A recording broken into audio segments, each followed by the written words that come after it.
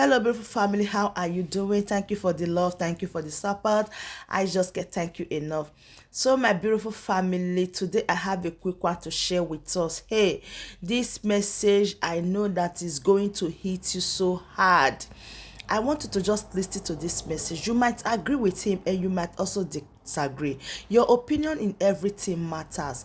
That is the reason you will drop your opinion in the comment section if this sit at home is closed or not. Right now, you are going to know. So, listen, share this video, and I'll be right back. Good morning. Good morning. Happy sit at home. Kekunmel. Happy Monday. Sitting at home to all Biafrans in the whole world. Asamdo Dilo no Koyachi Yagazeria. Oponeme. Keka side again this morning. I want to use this opportunity to thank every Biafrans that followed this boy yesterday. I saw his video this morning and he really appreciates everyone. Iman Agwamuno that hour has come for we to be helping our people. Yotago. So I want to appreciate everyone that is hearing my voice this morning. As I'm doing, we are going home already, and there's nothing that can stop me and you going home. Keep sharing this life because Biafra is here for me and you. This boy Mtag here, I want every Biafrans to go and follow him and support him. Go now and follow him. I will come in the night and do a live video. His father was killed by a Nigerian soldier in 2020. So once I notice this boy, he pains me a lot. Our people are marrying, yeah, our people are passing through because of under one Nigeria. Our people is passing through a lot. You know. So Nigeria government have killed a lot of our brothers, have killed a lot, have killed our mother, have killed our father because of no reason, because we are Biafrans. So how is your place this morning? I hope that everywhere is calm because everywhere in Biafra land is calm. Everywhere is sitting at home today. It's the day of our leader, Mazin and the camp. So you don't need to be panic for that. Sit at home is mandatory for every Biafrans. Monday, sitting at home is every mandatory to all Biafrans. Yes, no retreat, no surrender. We are here to do the job. I want to hear from you, your location. How are you observing sit at home?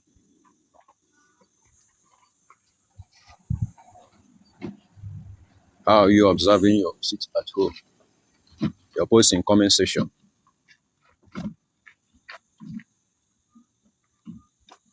I want to hear from you. Keep sharing this life for me. Keep sharing it. Keep sharing this life. I want everybody to go on now. Omni baby France neighbor. What we need from this boy who they hear what go hear what by fire by force. Yes. Omni baby France neighbor. What I need from you now, right now, is this boy Mtage here now. I want you to go and follow his page. Can you need your support because he need our support. Go now and follow his account. Open our Facebook and our Facebook and our Yobo. It's our own. We run at the limit of Facebook. I believe for Jacob. God bless you. I believe for Jacob. No, you mark in a yellow bar. You can't wait for our governor to come and do it for you. You must help your brother. When notice about him, it's very, very painful to me, and every Biafrans know him very well. They know him very well. Bro, somebody na Kenike. Nigeria soldier Bulumpia na 2020. massacre his father for no reason to be a Biafran. So the Yoruba is passing a lot. There is too much movement in Omaha State. Which side?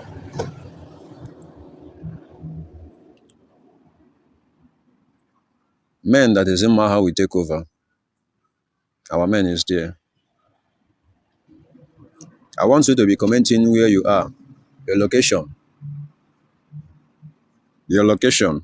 Your location. Your location in Biafra land. Go to Saso side you know. Go to Sade.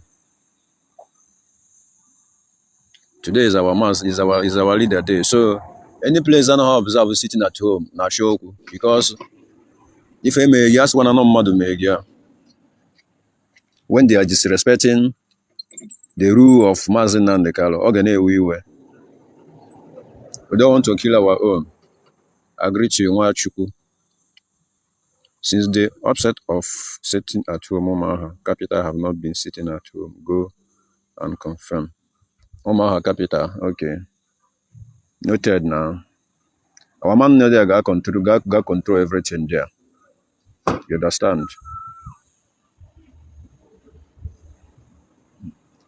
So where is your location? Our mama, the land of great Ikonso is complete shutdown. God bless you for this. Hot water is moving very well. Everywhere is busy. Okay. Omaha since now, only Mazina and Kali be responsible human being there. Omaha people is a very useless set of people. I'm sorry to say this thing. Very disgraced and idiotic people have never seen in this planet. Although it's not everybody in Omaha I'm saying this, but there's a real Biafrans over there. How can your son will be in DSS dungeon for 2 years? Your own son, I say, sit at home for his release in Apatanafia. Only if I make it an if I get Biafra is killing Biafra. Oh yeah, before that news on half Nigeria to put it. On half Nigeria Biafra is killing Biafra. It's just a simple thing, simple mathematics for Nigeria. And don't how can buy in our life. When this kind of thing happen, now that kind of thing our people they like. And then you read the news everywhere. Our people is killing our people. This is 2 years plus now. Mazin and Kala have been DSS dungeon. A man that has been suffering for even like sometimes man why our people is so foolish. Why? 042 is down. Yes, I know. No movement in Enugu. So why our people why Abia State is so foolish people in this Biafra movement? The great man came from your home and you are disrespecting that man. Oya ka na-ekwu na no onye amụma na ha akpụ ike ebe o si abịa. I hope the grace have left Abia State. Have it in mind. You see, he's only Mazen Nandekali is a human being, is a power of man I'm seeing in Abia State. All the rest, I don't know. Take it or leave it. Yatago. I say you sit at home. Don't you know that men with voice come out and start shooting anyhow? Oh yeah, now be a major avoid, but I see no reason why you people are very, very shameful. I don't know. Yotago. I see no reason why our people are so foolish. But if them anala no yog. No go say no borea or borea. In case you will see that is only two things that will happen. Because anything can happen. So have it in mind. Anyway, one day, you can say over time. In our portal like this, by then, all the go relate now. You know if you do anything. That is why Mazin and Kalu say that our people need iron hand. Our people need somebody like Simon that will be suffering them to get that what they want. Oh yeah, before Hanedi. And this is it now. Because Anna Gwandibanyoku, respect yourself. They will not even listen and respect themselves. They will start misbehaving like goats. Although you know Igbo don't value their own. Oh yeah, be fake and make one today. That is why Nigeria is using any Igbo man to do tonton. Igbo don't they say that Igbo don't have king. Igbo don't have king. Igbo don't yes, and because of what our people is doing, that is making them to talk anyhow. How can you just wake up, sit at home, a simple instruction, or common instruction, you people will not listen. Can you have the problem? Like, I don't understand. I don't really understand what is going on. So, I don't really understand what is going on. No. For this man to be Leris. Esemba. No, okay. What is the problem of you people? Like, I don't really understand. I'm not bromancing and today. By this time, Abia State, I gotta go be here. And Igbo, Biafra land itself. Nigeria can finish Biafra land. I beg is a shame and disgrace. If I know Zelobo, I have Biafra, send a Biafra, be Babu Biafra. Oh, yeah, before Zelo, only yours or one of yours or a one of Mababia says, Nandi Nahan and maybe she their property. Oh, yeah, before the bank chose, they call happen here. Oh, yeah, before the bank chose, call happen here.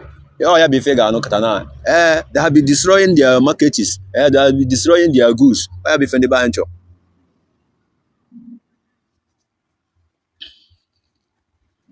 Ọ dịkwa ntị njọ o. Ọ dị ntị njọ. Onye ọbụla kwanyere onwe ya ugwu.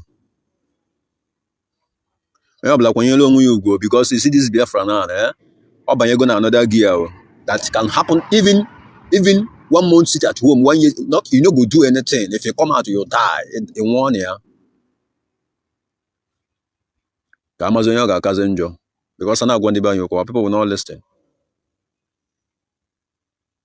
A holy powerful man do otu a nọ na DSS if otesi kidnap ọnwa gị for no reason na-azọ gị ndụ. All these governors say na ị na-ekpo isi a na-enye today.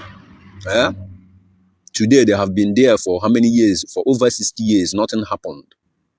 Nothing happened. You continue ọgwa nọrọkwa ebe a. Ndị ahụ na-egbu gị. Ọ ji ụzọ kalụ. All of them that is killing Biafra for years. Aghọtara m 1,000 aha na-enye ndị be anyị. Ndị be anyị like to suffer forever and ever. To be honest, our people like sufferness. Because some of our people like sufferness, this kind of thing might not be happening now. Ndị a na-azụ nza ha si na ọnwụ ka fa mma. Taa.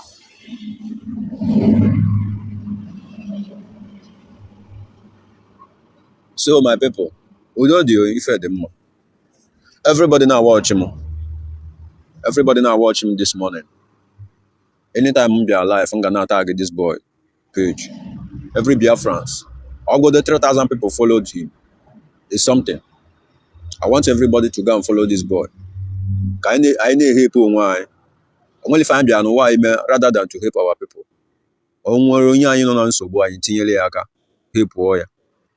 This boy have been in pain. Also, Nandi Nigeria government 2020 avenged their house for no reason. Kill his father, caught on the because his father is a great man. So the boy has been in pain. Both sending the picture on PSF, I was very shocked because like I have seen the videos, I have seen the pictures everywhere, but I don't even know. The boy your mama don't prepare the fire herself. You will not even know, oh, this is my father. Because the boy I know is a guy intelligent, like that. You gotta go. But if when you spoke with the guy, you know what I'm talking about. So I want anybody that can help this boy, you help him. In my page, you chatted him up. I chatted when I'm only here now. Don't even chat me in any messages. You chat this boy, you reach on him. You gotta go. If you can help, abroad. If you can help, I want you to help this boy. You got to go. Because he's passing through a lot. This boy in our food today now pass a lot. But I don't want to Abiakwara na page Abiakwara here that you want to come and message me. Only for you give him, but don't even come here and message me. Go on a page here. You got to go. I tag him to help him. And when home, but I'm trying to help the little one I can help him. You got to go. Oh, yeah, be fine on here name. You help ourselves. Only two of us say make this Biafra movement again. You can help the little one. You can help. Ogaga far. You have like imego. Emagilian Biafra land now. You understand? Am I him here Biafra na pass? Especially our people here me today.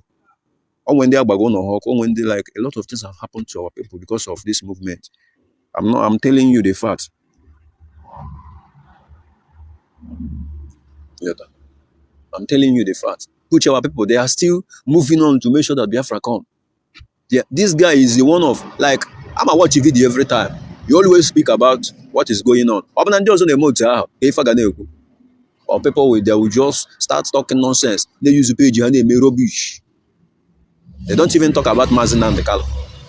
Nothing.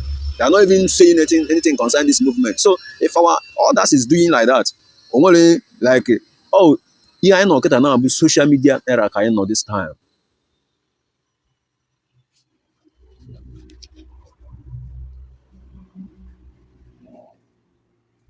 Everybody that is watching me, go and follow his page. Tag him page, post to me, and then go continue. See, I will continue promoting this guy until reach here.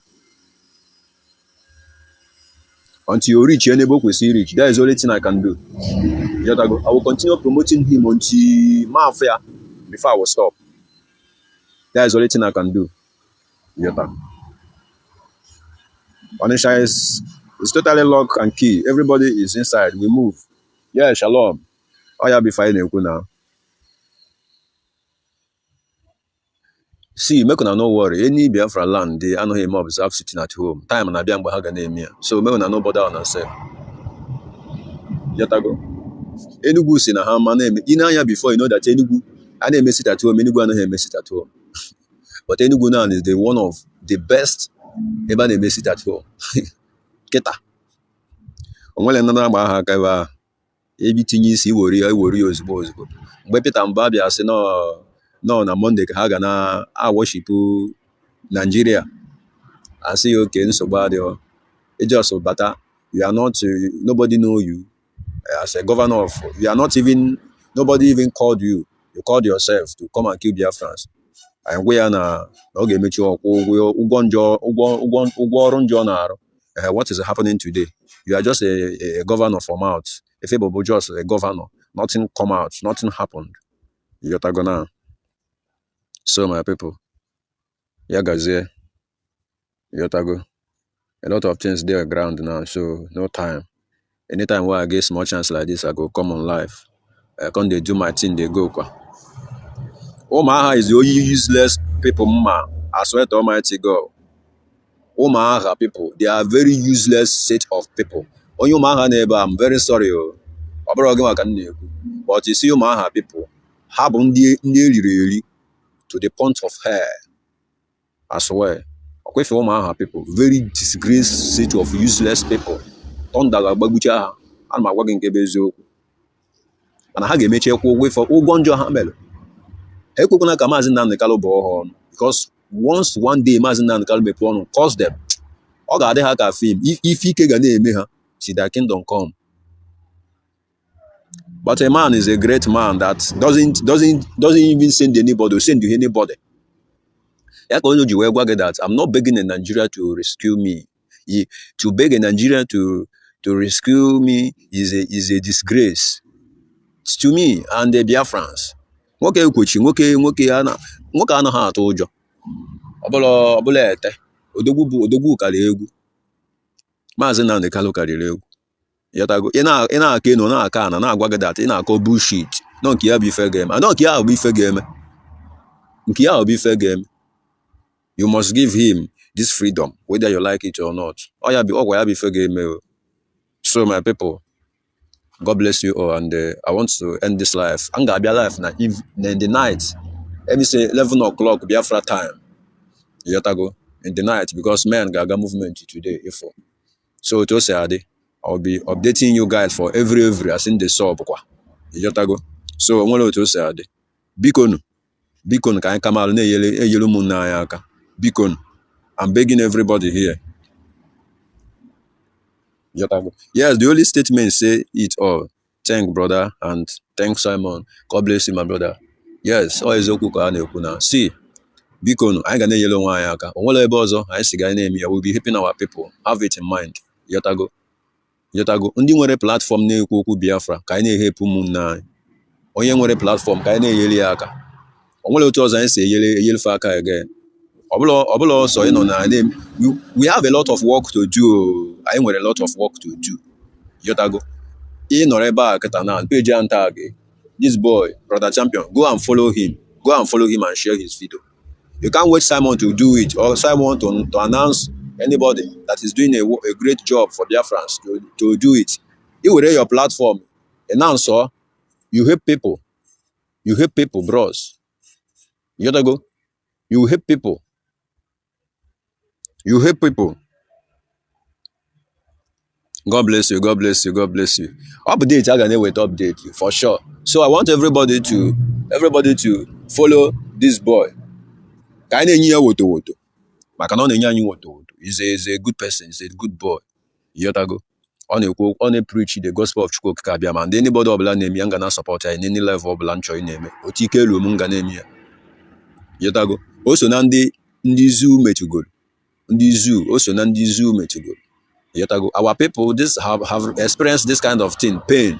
Makwa ife bụ na nna gị like this, na just support all your father issue like this, support all your father issue like this, gbuo your father for no reason because of Biafra. Gbuo ya, makwa ihe ọ bụ. It is na my brother no be my yo. If you no get mind, you no go fit stand am. If you no get mind, you no go fit stand am.